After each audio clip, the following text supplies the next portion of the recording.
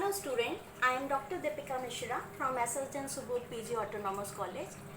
ये फिजियोलॉजी का third paper है बीएससी सैम 4 के लिए हिंदी मीडियम में। हार्मोन्स हमारा टॉपिक है। हार्मोन्स के बारे में हम सभी जानते हैं। हार्मोन या अंतःस्रावी रस ऑर्गेनिक सब्सटेंस है, कार्बनिक पदार्थ है जो सजीवों के शरीर में होने वाली सभी जैव रासायनिक क्रियाओं, वृद्धि, विकास और प्रजनन जैसी सभी क्रियाओं का नियंत्रण करता है। आप सभी को पता है कि जो हार्मोन्स हैं इनका स्रावण विशिष्ट ग्रंथियों की कोशिकाओं से होता है और ये अपनी उत्पत्ति स्थल यानी जहाँ पर ये ओरिजिनेट होते हैं उनसे दूर की कोशिकाओं में जाकर अपना कार्य करते हैं। इसलिए इसे केमिकल मैसेंजर या रासायनिक दूत कहते हैं। इनकी बहुत बहुत सूक्ष्म मात्रा ही रिक्वायर्ड होती है। आपको पता है कि बहुत थोड़ी सी मात्रा भी जो उसकी होती है वो बहुत अधिक प्रभावशाली होती है, लेकिन शरीर में इसका संचय नहीं किया जा सकता और उत्सर्जन की क्रिया द्वारा शरीर से बाहर निकाल देते हैं। हार्मोन की कमी हो या अधिकता हो, इसकी वजह से हमारे शरीर में विभिन्न प्रकार की बीमारियां हो जाती हैं। पौधों में भी इस तरह के हार्मोन्स पाए जाते हैं जिन्हें पादप हार्मोन कहते हैं, और जितने भी मेरुदंडी प्राणी हैं उनमें भी इस तरह के हार्मोन्स पाए जाते हैं जो कि ब्लड के माध्यम से या रक्त के माध्यम से अपने विशिष्ट साइट तक या कार्यस्थलों तक पहुंच जाते हैं। रचना के अनुसार बात करें तो ये पॉलीपेप्टाइड नेचर के होते हैं, प्रोटीनियस नेचर के होते हैं, अमीनो एसिड नेचर के होते हैं और स्टेरॉइड प्रकृति के भी होते हैं। हार्मोन्स क्या करते हैं? ये अपने कार्यस्थल की कोशिकाओं के सभी कार्यों को प्रभावित करते हैं। इनके कार्य करने के तरीके अलग अलग होते हैं। ये डिपेंड करते हैं इसकी केमिकल नेचर पर, इसकी रासायनिक प्रकृति पर। जो ये प्रोटीन हार्मोन होते हैं और पॉलीपेप्टाइड हार्मोन होते हैं, ये केवल कोशिकाओं की सतह पर उपस्थित जो संयोजक हैं उन संयोजकों से या रिसेप्टर से जुड़कर कोशिका के केवल कोशिका द्रव्य में जाकर रासायनिक परिवर्तन करते हैं, जिसके परिणाम स्वरूप जो काम करना है या जो अपेक्षित काम है वो संपन्न हो जाता है। जबकि जो स्टेरॉइड वाले हार्मोन्स हैं ये कोशिका झिल्ली को पार करके पहले कोशिका में प्रवेश करते हैं, फिर उसके कोशिका द्रव्य से संयोजन करते हैं और कोशिका द्रव्य के संयोजन के बाद ये केंद्रक में पहुंच जाते हैं। केंद्रक में पहुंचने के बाद ये डीएनए से रिएक्शन करते हैं और सीधे प्रोटीन सिंथेसिस को इफेक्ट कर देते हैं। यानी डीएनए से बनने वाला जब प्रोटीन प्रभावित हो जाता है तब ये स्टेरॉइड हार्मोन संयोजक कोशिका के कोशिका द्रव्य में नहीं पाए जाते हैं और ये अपनी क्रियाविधि प्रोटीन को परिवर्तित करके कर देते हैं। कभी कभी ये संयोजक कोशिका झिल्ली में भी स्थित रहते हैं। मैंने आपसे सीधे हार्मोन्स की बात शुरू करी, लेकिन जो हमारी अंतःस्रावी ग्रंथियां हैं, इसके अलावा शरीर में और भी दो तरीके की ग्रंथियां पाई जाती हैं। अंतःस्रावी ग्रंथियां तो वो हैं जिसमें नलिकाओं का अभाव है। ये अपने स्रावित पदार्थ को चारों ओर रक्त में सीधे छोड़ देती हैं। इन्हें नलिका विहीन ग्रंथियां करते हैं, जैसे थायराइड है, पिट्यूटरी है, पीनियल है, थाइमस है, पैराथायराइड है, एड्रिनल है, एड्रिनल कॉर्टेक्स है, एड्रिनल मेड्यूला है। इसके अलावा कुछ ऐसी ग्रंथियां होती हैं जिन्हें बहिर्स्रावी ग्रंथियां कहते हैं। ये एक निश्चित लक्ष्य तक नली की मदद से या ट्यूब से या डक्ट की सहायता से जाती हैं।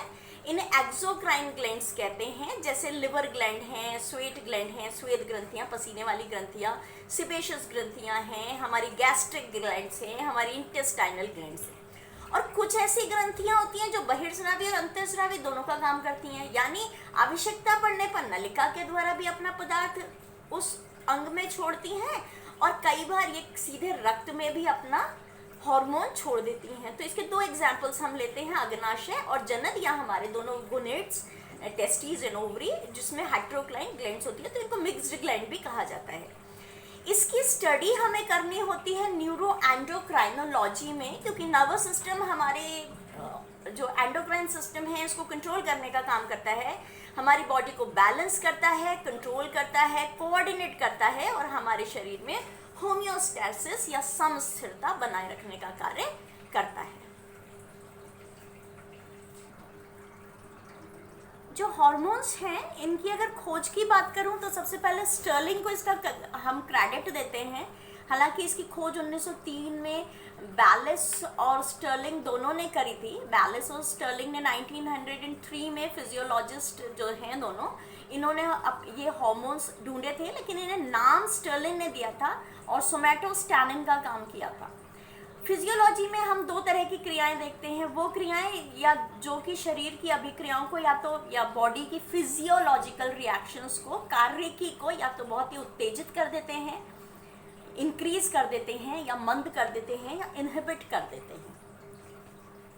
हार्मोन्स के बेसिक अगर मैं फंक्शंस आपको बताऊं तो हार्मोन्स क्या काम करते हैं। पहला काम, ये बॉडी की मेटाबॉलिक रेट को कंट्रोल करते हैं, शरीर की जो उपापचय दर है उसको कंट्रोल करने का काम करते हैं।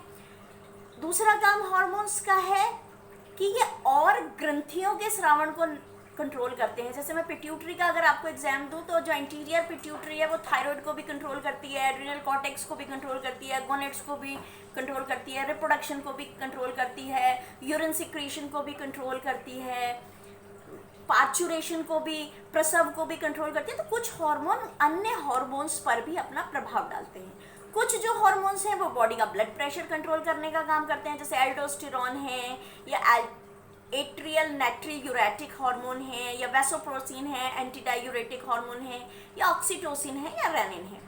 कुछ हार्मोन्स हैं जो कि शरीर में आरबीसी के प्रोडक्शन को बढ़ाने का काम करते हैं, जैसे हम एरिथ्रोपोइटिन हार्मोन की बात करते हैं।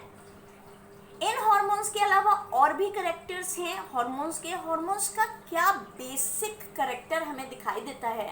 हार्मोन्स नंबर 1 एंडोक्राइन ग्लैंड से सिक्रीट होते हैं क्योंकि बायोटिक नेचर के होते हैं। हार्मोन्स डायरेक्टली ब्लड में सिक्रीट किए जाते हैं। नंबर 3, जो हार्मोन्स हैं ये टारगेट ऑर्गन तक पहुंचने का काम करते हैं, यानी सिक्रीट कहीं और से होते हैं लेकिन इफेक्ट अपने टारगेट ऑर्गन पे करते हैं। ये बहुत सारे फिजियोलॉजिकल इफेक्ट रखते हैं, जैसे ये एक्टिवेटर का काम भी करते हैं, इनहिबिटर का काम भी करते हैं, फिजियोलॉजी को भी कंट्रोल करते हैं, मेंटल कंडीशन को भी कंट्रोल करते हैं, मेटाबॉलिज्म को भी कंट्रोल करते हैं, कोऑर्डिनेट करते हैं। इस तरह से पूरी बॉडी की होम्योस्टैसिस बनाए रखते हैं। हार्मोन्स क्योंकि एक जगह से दूसरी जगह पर ट्रांसपोर्ट होते हैं इसलिए इनका मॉलिक्यूलर वेट बहुत कम होता है। किलो डाल्टन्स में बात हम इसकी नहीं करते, हम इसकी डाल्टन में बात करते हैं, तो 600 से 2000 डाल्टन तक इनका वेट होता है। बहुत ही माइक्रो कंसंट्रेशन में 10⁻⁻10 मोल, बहुत माइक्रो कंसंट्रेशन में ये सिक्रीट होते हैं, एंटीजेनिक नेचर के नहीं होते हैं। इनका लाइफ स्पैन बहुत शॉर्ट होता है इसलिए इनको स्टोर नहीं किया जा सकता। बहुत फास्ट ये अपना इफेक्ट दिखाते हैं। अगर मैं रिप्रोडक्शन को छोड़ दूं और रिप्रोडक्शन की कुछ एक्टिविटीज़ को छोड़ दूं तो ये बहुत फास्ट अपना इफेक्ट दिखाते हैं। कुछ ऐसे हार्मोन्स होते हैं जो कि कुछ समय के लिए इनएक्टिव फॉर्म में रहते हैं और फिर कुछ समय बाद एक्टिव फॉर्म में कन्वर्ट हो जाते हैं। स्पेशलाइज्ड होते हैं, यानी केवल जिस सेल के लिए हैं उसी सेल पे काम करते हैं और फिर अपना काम करने के बाद ये नष्ट हो जाते हैं। Thank you. अगली सीरीज में मैं इसको कंटिन्यू करूंगी और आगे का आपको बताऊंगी।